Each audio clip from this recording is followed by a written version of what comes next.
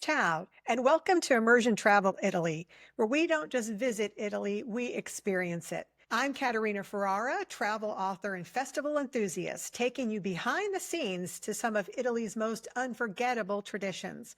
From candlelight processions through medieval streets to sizzling food festivals bursting with flavor, I'll share insider tips, hidden gems, and stories you won't find in any guidebook. So grab your espresso and let's dive into the heart and soul of Italy, one festival, one town at a time. Today, we're uncorking one of Italy's greatest treasures. It's wine, and taking you on a tour of the incredible wine festivals that make every autumn one of the best times to travel. Wine has been a part of Italy's story for over 4,000 years. The Greek called Italy the land of wine because vines seemed to grow everywhere. The Etruscans and Romans turned winemaking into an art form, and by the time of the Roman Republic, wine wasn't just a luxury for the elite, it was part of daily life, shipped across the Mediterranean in amphorae as far as Gaul and Britain. Fast forward through the Middle Ages when monasteries kept viniculture alive, to the Renaissance when Italian courts elevated wine to the centerpiece of culture, dining, and diplomacy. Over the centuries, Italy's regions developed their own wine identities, from the bold Nebbiolo to Barolo in the north, and crisp Frascati near Rome, Marsala on the island of Sicily. And that's where my books come in. My ultimate festival and travel guides always include the wine festivals, sagre, and local celebrations, because they're some of the most authentic ways to experience Italy. In Sicily, I take you to the vineyard-lined slopes around Mount Etna and introduce you to Nero d'Avola and Griglio. In Puglia, my guide points you to the towns that often celebrate wine during San Martino on November 11th, when Italians taste new wine for the first time. Italy is the world's largest wine producer with more than 500 native grape varieties. And in the fall, every region opens its doors with cantine aperte, open cellars, that include tasting, parades, and food pairings. This is the season when Italy feels most alive. And it's exactly the kind of immersive experience my travel guides are designed to help you plan.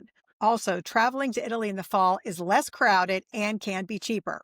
So pour yourself a glass of wine, whether you're drinking sparkling Franciacorta, a light Bardolino, or a volcanic Etna Rosso, and join me as we travel from Lombardy to Puglia to Sicily, exploring the top wine festivals of fall and discovering why this season might be the perfect time to book your Italian adventure, using my guides, of course. We will move from the wine regions of the north to the south, starting in Lombardy, which borders Switzerland, to the north. Our wine journey begins in the rolling foothills of Lombardy, nestled between the historic city of Brescia and the serene waters of Lake Iseo. This is Franciacorta, a name every sparkling wine lover should know. Picture this. Autumn sunlight slanting through orderly rows of vines, leaves turning shades of golden copper. The air is cool but sweet with a scent of ripe grapes. Here, the wine growers are preparing to welcome visitors to Franciacorta in Cantina, one of the region's most anticipated annual events. Franciacorta is Italy's answer to champagne, made in the same metodo classico with a second fermentation in the bottle that creates its fine, elegant bubbles. But Franciacorta has its own personality, a little softer, often with a touch of light fruit, or the traditional reflection of the Italian terroir. During Franciacorta in Cantina, wineries open their cellars to the public. You can tour underground aging rooms lined with bottles resting on their sides, learn from winemakers about dosage, and step outside to taste finished wines right where they were born. Some estates even offer pairings with local dishes, creamy polenta, cured meats, and mountain cheeses, creating a perfect snapshot of Lombardy flavor. This is the kind of event that invites you to slow down, to take a guided walk through the vineyards, stop for a glass of rosé, and soak in the scenery of the gentle hills against the backdrop of the Alps. It's not just a wine tasting, it's an immersion into one of Italy's most prestigious sparkling wine regions at the most beautiful time of the year. From Lombardy's sparkling hills, we're going to head east to the Veneto shore of Lake Garda, where another wine tradition comes alive, the Festa dell'Uva e del Vino in Bardolino. This is one of Italy's most picturesque wine regions. Garda's massive lake acts as a giant thermal regulator, keeping winters mild and summers moderate, perfect for growing grapes. The hills surrounding Bardolino are made of moraine soils left by ancient glaciers. full of minerals that give Bardolino wines their light, fragrant character. It's no wonder that this area is one of the first in the Veneto to receive the DOC status back in 1968. Roll along Bardolino's lakeside promenade during the festival, the whole town becomes an open-air wine bar. Dozens of stalls line the Lungo Lago, the lakefront walkway, offering tastings of Bardolino Classico, Chiaretto Rosé, and even Riserva wines. The scent of local food fills the air. Fresh bigioli pasta, lake fish, grilled meats, all perfect pairings for the wine in your glass. Music drifts from the main stage. Artisan stands display local crafts. And in the evening, fireworks burst over the water, reflected on the lake as liquid stars. This combination of wine, music, lake breezes is magical. The kind of moment that makes you want to pause, sip slowly, and take it all in. This festival, as well as the next one, are included in my ultimate festival and travel guide, Venice and the Veneto. As we follow the Veneto wine trail a little further north, we leave behind the lake and climb into the Dolomites, the Italian Alps, arriving in Belluno just in time for San Martino, celebrated every year on November 11th.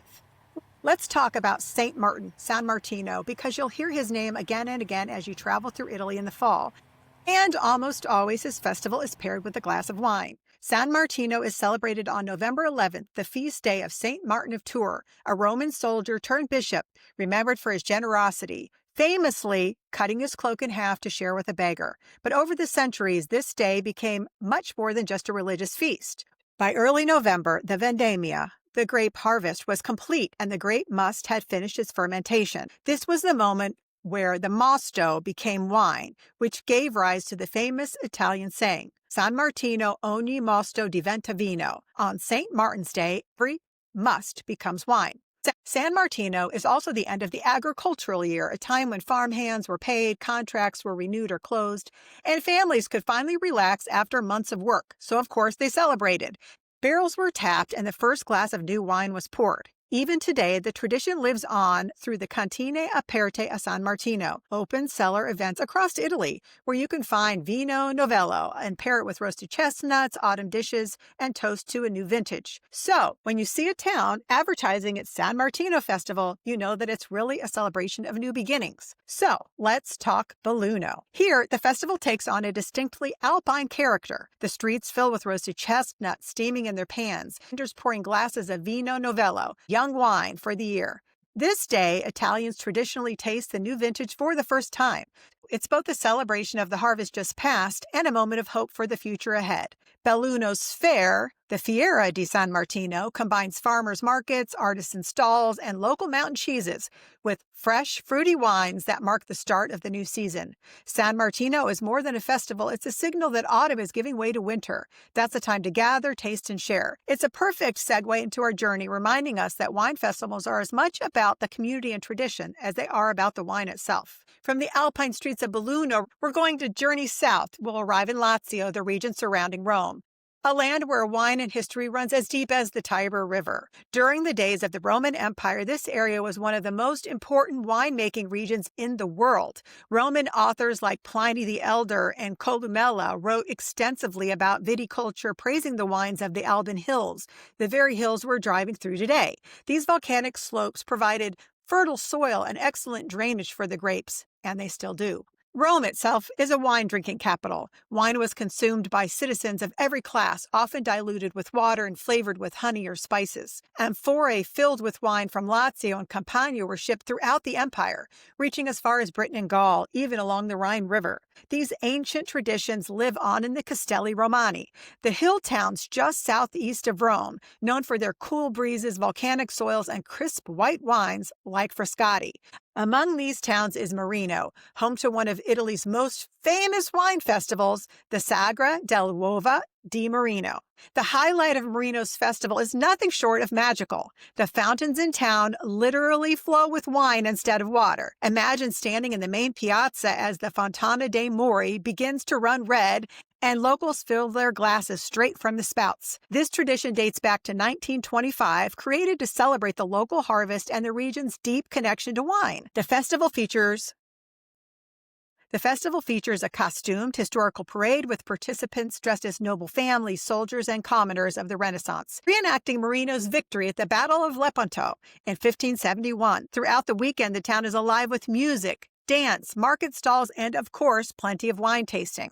What makes Marino so special is the way it combines its ancient roots, Renaissance history, and a joyful celebration of community. It's a reminder that wine in Lazio is more than a beverage. It's a thread that ties together Rome's past and present. This festival and many others are in my ultimate festival and travel guide, Rome and Beyond. I have many chapters on the Castelli Romani, which are one of my favorite places in Italy. From the fountains of Marina, we head south to Puglia. Puglia is a land of endless olive groves and sun-soaked vineyards. Here, wine has been part of daily life for over 2,500 years. The ancient Greeks were the first to plant vines in this region, followed by the Romans, who valued Puglia, or Apulia as they called it, as one of their most fertile breadbaskets. Long, its flat plains and hot, dry climate were ideal for grain, olives, and grapes. Even today, Puglia produces almost half of Italy's olive oil and remains one of the largest wine-producing regions.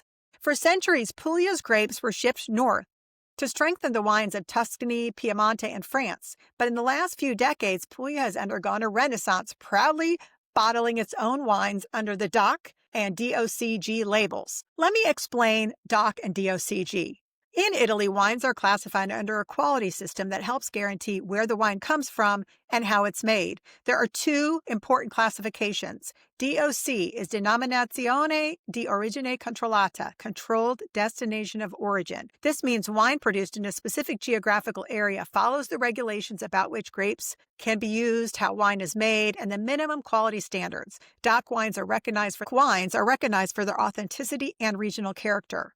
Then there is the Denominazione di Origine Controllata e Garantita. This is controlled and guaranteed destination of origin. This is the highest classification for Italian wines or foods. DOCG wines must meet even stricter regulations, pass a tasting panel, and be government sealed before they can be sold or shipped.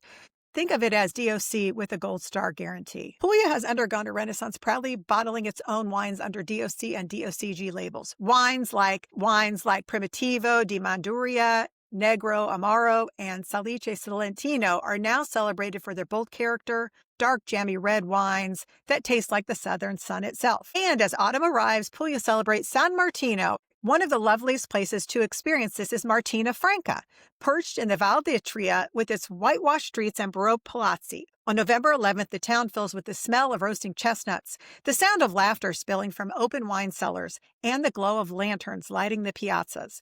Locals gather to taste the new vintage with traditional fare like focaccia, caciocavallo cheese, and celebrate the changing of the seasons. It's a festival that feels intimate and welcoming, less of a spectacle and more of community. After the grandeur of Venice, the mountains of Belluno, and the fountains of Marino, ending your wine journey here feels like stepping into a family celebration. This festival and many more are in my ultimate festival and travel guide, Puglia. So we have to finish our tour in Sicily. Our wine journey would not be complete without a stop on the island of Sicily, where the combination of sunshine, sea breezes, and volcanic soil creates some of the most distinctive wines in Italy. Sicily has been making wine since ancient times. The Phoenicians and Greeks planted the first vines here, and by Roman times, this island was famous for sweet wines exported across the empire. In the 18th century, Sicily gained global fame with Marsala, a fortified wine beloved by the British Navy. Today, the island is celebrated for its incredible variety of wines, and also the increasingly famous Etna Rosso, grown on the slopes of Mount Etna, where volcanic soil gives wines a unique minerality. Our wine journey takes us to the slopes of Mount Etna, where one of the island's most celebrated autumn wine events takes place. Vini Milo. The tiny town of Milo, perched on Etna's eastern side, comes alive every September for a festival dedicated entirely to the wines of Etna, one of Italy's most fascinating wine regions. The volcanic soil here gives Etna wines their signature minerality. A cooler mountain climate gives the elegant reds along with the crisp whites from Etna. During Vini Milo, the whole town turns into a stage for wine lovers. Cellars and producers open their doors for tastings and guided vineyard walks. Workshops and master classes teach how to pair Etna wines with Sicilian dishes. The main piazza fills with food stalls offering local cheeses, breads, olives, and sweets, so every sip is perfectly paired with a bite of Sicily. The atmosphere is electric. Locals and visitors crowd into the piazza, live music plays late into the evening, and the view of Etna makes the sunsets unforgettable. Vin Milo is more than a wine festival, it's a celebration of Etna's identity. If you've ever wanted to taste how volcanic soil, mountain air, and centuries of tradition come together in a glass, this is the place to do it. And best of all, it's perfectly timed for autumn, making Sicily a fantastic stop on your fall tour. Before we close, I wanted to do a quick recap of the wine festivals we explored today. Franciacorta and Cantina and all of the festivals of Milan and the region of Lombardy will arrive in my ultimate festival and travel guide, Milan and Lombardy, which hopefully will arrive into bookstores by Black Friday. The Festa dell'Uva e del Vino in Bardolino is in my ultimate festival and travel guide, Venice and the Veneto, as is the Fiera of San Martino in Belluno in the Dolomites. The Sagra dell'Uva di Marino is a part of my ultimate festival and travel guide, Rome and Lazio. The Festival of San Martino in Martina Franca is in my ultimate festival and travel guide, Puglia. Finally, closing off with Sicily and Mount Etna, you can find these festivals and events in my ultimate festival and travel guide, Sicily. This is where festivals aren't just about wine. They're experiencing Italy to its most authentic, when the vineyards are golden, the air is crisp, and the entire town comes together to celebrate the harvest. Remember, my Ultimate Festival and Travel Guide series include these festivals and many more, along with itineraries, restaurant picks, where to stay, and how to make the most of your trip. Autumn is a great time to go. There's fewer crowds, cooler weather, and the calendar is full of sagre, foods like chestnuts, and the Cantina Aperte, the open cellars. You'll find all of my Ultimate Festival and Travel Guides on my website, KaterinaFerrara.com, or on Amazon. Grab a glass, start planning, and maybe next fall, you'll be standing by a wine fountain in Marino, tasting Chianti in a Tuscan village, or sipping Primitivo under the stars of Puglia. Salute!